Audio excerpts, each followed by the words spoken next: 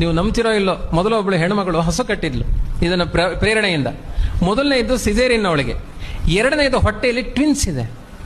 ಹಸು ಕಟ್ಟಿ ಮೊದಲಿದ್ದಕ್ಕೆ ಹಸು ಕಟ್ಟಿರಲಿಲ್ಲ, ಎರಡನೇ ಗರ್ಭಧಾರಣೆ ಮಾಡಿ ಹಸು ಕಟ್ಟಾದ ಮೇಲೆ 2 ಟ್ವಿನ್ಸ್ ಹೊಟ್ಟೆಯಲ್ಲಿ.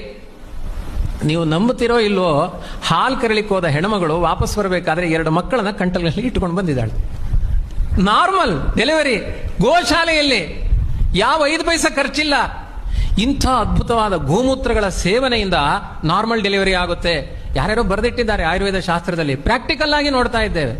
ಆದ್ರಿಂದ ಗೋವುಗಳ ಬಗ್ಗೆ ಗೋವಿಂದನ ಭಾವವನ್ನು ಹೊಂದಿದವರು ಆ ಪ್ರೀತಿ. ಕೊನೆಗೆ ನಮ್ಮ ಮನೆಯಲ್ಲಿ ಹಸು ಕಟ್ಟಲಿಲ್ಲ ಅಂದ್ರೆ ಎಲ್ಲಿ ಹಸು ಕಟ್ಟಿದ್ದಾರೋ ಅಲ್ಲಿಗೆ ಹೋಗಿ ಒಂದು ಗೋಗ್ರಾಸ ಪ್ರತಿದಿನ. ಗೋವುಗಳಿಗೆ ಗ್ರಾಸ ಕೊಡದೆ ತಿಂದ ಅನ್ನ ಅದು ಪಾಪದ ಅನ್ನವಾಗುತ್ತೆ ಅಂತ ಎಚ್ಚರಿಸಿದ್ದಾರೆ. ಯಾರ ಮನೆಯ ಅಂಗಣದಲ್ಲಿ ಗೋವುಗಳ ಮೂತ್ರ ಗೋಮಯದ ಲೇಪನ ಆಗಿದೆ, ಅಪಮೃತ್ಯುಗಳು ಬರೋದೇ ಇಲ್ಲಂತೆ, ಆಕ್ಸಿಡೆಂಟ್ ಆಗೋದೇ ಇಲ್ಲಂತೆ. ಹಂಬಾರವ ಕೇಳಬೇಕು.